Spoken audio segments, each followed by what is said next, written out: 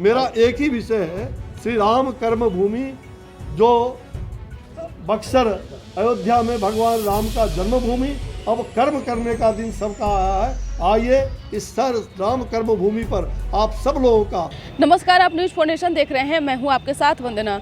2024 के लोकसभा चुनाव को लेकर बीजेपी अपने एजेंडे हिंदुत्व को लेकर धर्म संसद का बड़ा कार्यक्रम आयोजन करने जा रही है। बिहार के बक्सर जिले में जो यह कार्यक्रम होने जा रही है, जहां भारत के तमाम हिंदू नेता जो है इसमें शामिल होंगे और इसके जरिए कहीं ना कहीं लोकसभा चुनाव की जो है बीजेपी अभी से ही तैयारियों में जुट चुकी है।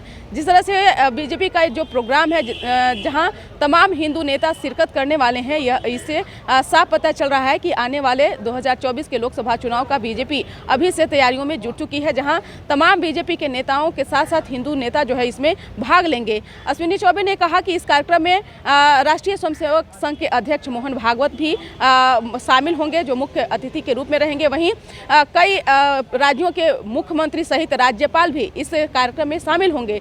सुनवाते हैं आपको कि क्या कुछ कहना है केंद्रीय मंत्री अश्विनी चौबे का। आपने कहा, संदेश ये है कि ये धरती पहली बार जो सिद्धाश्रम की भूमि कहलाता है, ये अनादिकाल से, और जहाँ 52 भगवान विष्णु का पहला अवतार, छठा अवतार श्री राम हुए हैं, वो त्रेता युग में। तो ये धरती बहुत ही पवित्र है अनादिकाल से, लेकिन इसका जिस प्रकार से लोक विख्यात हाल के दिनों में वो गौण सा हो गया था, उसको जागृत करने के लिए और sustainable development model of Shri Ram, उसको धरती पर उतारने के लिए, राजा हो तो राम जैसा, लोकतंत्र में राम का स्थान, सबरी का राम, समरसता का राम, वनवासी राम, ऐसे अनेक भगवान श्री राम के जीवन के आदर्श को वहाँ प्रस्तुत करके, और हम देश और दुनिया में बक्सर का एक जो सिद्धाश्रम की भूमि रही है, इसको राष्ट्रीय क्षितिज पर, अंतर्राष्ट्रीय क्षितिज पर राम जन्मभूमि, श्री राम जन्मभूमि, तो भगवान श्री राम का जन्म हुआ वो पवित्र भूमि है, और श्री राम का पहला पराक्रम की भूमि, जहाँ वो पराक्रमी राम कहलाए। आप देख रहे हैं ये चित्र, और साथ ही जो आगे का आपने मॉडल कहा, तो ये मॉडल विकसित किया जाएगा।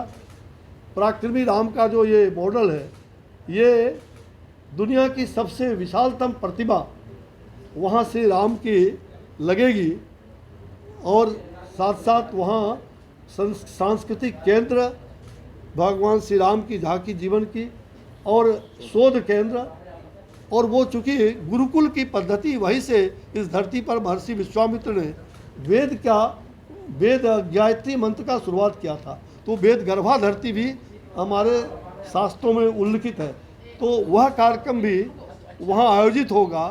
तो वेद एवं ज्योतिष विज्ञान के विश्वविद्यालय भी वहाँ, यह भी प्रस्तावना है, और इस प्रकार का ओम का जो आकार देख रहे हैं, इसी आकार पर बनने का एक रचना हुई है। सर, पटना आप आए हुए हैं, चाहेंगे कि मुख्यमंत्री नीतीश कुमार से मुलाकात कर उनको निमंत्रण दें? मैंने वहाँ से खबर भिजवाया है। अगर मुझे आज, अभी मैं कुछ एक विशेष मीटिंग में आया था, और इस कार्यक्रम में आपकी जानकारी के लिए कि कल अयोध्या से यात्रा भी हाँ, इस अवसर पर अगर मुझे समय मिलेगा तो मैं ज़रूर आऊँगा। ऐसा जी, तेजस्वी यादव से भी आप बात करेंगे? मैंने कहा ना कि मैं सबसे, अब मेरे समय के अनुसार मेरे कार्यालय से हमारे द्वारा संपर्क हो रहा है उनके पदाधिकारी से, वो समय देंगे तो बात करेंगे। सर, बिहार में अलग अलग राज्यों के मुख्यमंत्री आने वाले हैं 15 तारीख को, क्या लग रहा है बीजेपी कुछ शक्ति प्रदर्शन दिखाने वाली है बिहार में? मुझे लगता है कि इसको हर चीज़ को राजनीति के मुँह से नहीं आंका जाए। मेरा हाथ जोड़ के प्रार्थना है, मैं बिहार को और इस भूमि को, ये भूमि पुण्य भूमि, सलीला की भूमि है, और इस भूमि को देश और दुनिया में जगाने का इसमें सभी राजनीतिक दल के लोग, सभी सामाजिक, सभी सांस्कृतिक, हर माता बहन मुझ में राम इस अभियान में शामिल हो। और इस अवसर पर बच्चों, स्कूली बच्चों के द्वारा श्री राम मेधा महोत्सव भी आयोजित है। श्री राम मेधा महोत्सव, जिसको इस कार्यक्रम का स्मारका भी इस अवसर पर छपने वाली है। उसका मुद्रण बाद में होगा।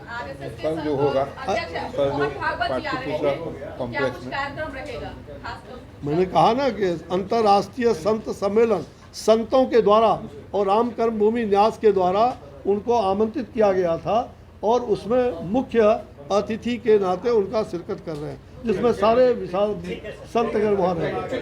आप बोलिए। हम बोलेंगे डॉक्टर, मेरा एक ही विषय है, श्री राम कर्म भूमि जो बक्सर अयोध्या में भगवान राम का जन्मभूमि, अब कर्म करने का दिन सबका आया है। आइए इस सर राम कर्म भूमि पर आप सब लोगों का, पत्रकार से लेके साहित्यकार, सबका आमंत्रण में। मैंने क्या कहा, 3 बार उनको 3 चिट्ठियाँ सबको गई है, उसमें उनको भी गई है, वो हमें मेल पर उसका सबका रिसीविंग है। और अब उनकी समस्या हो सकता है कि व्यस्त रहे होंगे, हमारे द्वारा वहाँ से दिया गया है कि तिथि कब होगा, निश्चित उनके ऑफिस से संपर्क चल रहा है, मुझसे भी समय जब मिलेगा तो हम भी ज़रूर समय मिलने पर हम बात करेंगे। अब इन सब चीज़ों को कहे ना कि मेरी इच्छा है, मेरी सदिच्छा नहीं रहती तो मैं आमंत्रण क्यों देता, मेरी सदिच्छा है। सर 6 तारीख उपचुनाव जो बिहार में और उसका रिजल्ट भी आने वाला है। भाई देखो, ये रिजल्ट से इसका कोई मतलब नहीं, ये कार्यक्रम 2 महीना, ये चुनाव के पहले का घोषित कार्यक्रम है। चारों पीठ के लोगों का तो नहीं, हम अभी आने का उनका संदेश आ रहा है और उनका आशीर्वचन प्राप्त है, किंतु प्रतिनिधि कोई न कोई रहेंगे, ऐसा उन्होंने कहा। बहुत संतों का ये आने वाला है और स्वामी निरंजनानंद जी के मार्गदर्शन में बिहार योग विद्यालय जो योग प्रशिक्षकों द्वारा है, उनके द्वारा वहाँ प्रतिदिन योग का प्रशिक्षण भी, वहाँ शिविर जो है टेंट सिटी लगी है, 4 लाख 4.5 लाख स्क्वायर फीट में वो स्थल जो है सज रहा है। कुल मिला करके 6 लाख स्क्वायर फीट का वो क्षेत्रफल है। उसमें स्टेज, ये हैंगर, सांस्कृतिक के लिए अनेक प्रकार का, और वहाँ भंडारा भी भोजन का, मतलब साधु संतों और राम भक्तों का जो आएंगे उनके लिए, सबके लिए भंडारा की व्यवस्था भी है।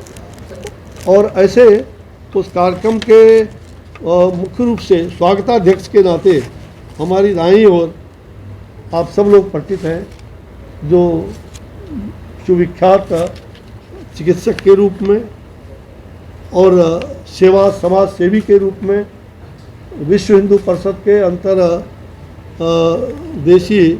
अंतर्राष्ट्रीय अध्यक्ष के रूप में आप इस कार्यक्रम के स्वागताध्यक्ष के रूप में रहने वाले हैं।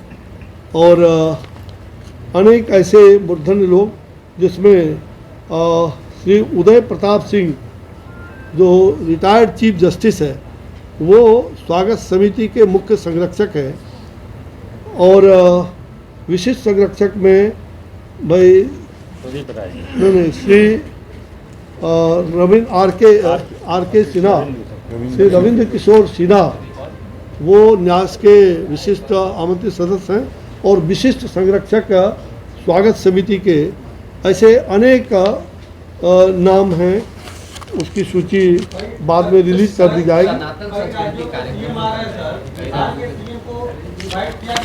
हाँ, अब मेरे पास में सबकी चिट्ठियां हैं। 3 बार मैंने सबको आमंत्रित भी किया, 3 बार, यानी कि अभी तक में मेल से भी, ईमेल से भी और स्पीड पोस्ट से भी, और फिर रिमाइंडर भी, कि 3 बार सभी हमारे जितने भी राज्यों के मुख्यमंत्री, आइए जरा बीच में डिस्टर्ब मत करो, 3 विभिन्न राज्यों के मुख्यमंत्रीगण, इन सभी लोगों को 3 बार भेजा गया है, जिसमें से मैंने बताया कि लगभग 12 मुख्यमंत्रीगण का उनकी चिट्ठी सहमति की प्रदान भी हुई है, या मौखिक उनकी सहमति भी मिल गई है। अभी बिहार के माननीय मुख्यमंत्री से भी आग्रह किया है, मैंने स्वयं भी दूरभाष से बात करने का प्रयास किया है। मैं आजकल में फिर बात कर रहा हूं, और मैं चाहूँगा कि देश के इतने सारे संत महात्मा और विद्वान और ऐसे मुख्य अतिथि के रूप में वो भी हमारे इस कार्यक्रम का मार्गदर्शन करें तो बहुत प्रसन्नता होगी। ये सब लोगों की इच्छा है। तो जब देश के विभिन्न राज्यों से आ रहे हैं तो बिहार क्यों पीछे रहेगा? उप मुख्यमंत्री जी से भी बात हुई है? नहीं, उप मुख्यमंत्री को निमंत्रण गया है, बात हमारी नहीं हुई है। हमारे कार्यालय से लगातार और राम कर्म भूमि न्यास के जो हमारे इनका कार्यालय है, इससे संपर्क हो रहा है। क्योंकि बक्सर में हमारा, और मैं फाउंडर हूँ इसका रहा हूँ, और बक्सर में हमारा लोकसभा क्षेत्र है, तो यह कार्यक्रम भव्य दिव्य हो। और बिहार का एक दुनिया और देश और दुनिया में बक्सर जो सिद्धाश्रम है, राम जन्मभूमि के बाद अब राम के कर्म भूमि को उजागर करने का दिन आ गया है। और मेरा विश्वास है कि इसमें मैंने सभी राजनीतिक दल को राष्ट्रीय स्तर पर भी और राज्य स्तर पर भी सभी विधानसभा के माननीय विधायक, माननीय पार्षद, सभापति सभी को विशेष रूप से आग्रह किया है कि आप उस कार्यक्रम में आकर के इसको विभूषित करें। तो हर को आमंत्रित किया है। सनातन संस्कृति समागम कार्यक्रम कर रहे हैं, हजारों मुख्य अतिथि होंगे, कई राज्यों के मुख्यमंत्री होंगे, कई कलाकार। क्या संदेश मतलब बक्सर पे देना चाह रहे हैं कि अयोध्या की तरह एक राम? तो सुना आपने कि क्या कुछ कहा है। आपको बता दें कि वहीं बिहार के मुखिया नीतीश कुमार को कई बार उन्होंने निमंत्रण दिया। हालांकि नीतीश कुमार की तरफ से अभी हामी नहीं भरी गई है। केंद्रीय मंत्री अश्विनी चौबे का जो है वो कोशिश जारी है। इसी क्रम में अगर देखा जाए तो अगर बिहार के मुखिया नीतीश कुमार शामिल नहीं होते हैं तो कहीं ना कहीं यह बड़ा फैक्ट होगा। क्योंकि जिस तरह से महागठबंधन की सरकार में अभी नीतीश कुमार हैं, तो कहीं ना कहीं बीजेपी का जो एजेंडा है हिंदुत्व, उससे कहीं ना कहीं नीतीश कुमार जो है वो उसमें शामिल नहीं होना चाह रहे हैं। क्योंकि बीजेपी का कार्यक्रम कभी भी जो है हिंदुत्व को लेकर होता है, जिसमें तमाम हिंदू वोटरों को जो है अपने तरफ आकर्षित करने की कोशिश करती है। इसी क्रम में एक बार फिर से बीजेपी का जो यह बड़ा कार्यक्रम आयोजन किया जा रहा है, इसमें कहीं ना कहीं जो है 2024 की लोकसभा चुनाव की तैयारी में अभी से ही बीजेपी जो है वो जुट चुकी है। इस खबर से इतना ही। बने रहिए न्यूज़ फाउंडेशन के साथ। अब तक हमारे चैनल को सब्सक्राइब नहीं किए हैं तो कर लीजिए। धन्यवाद।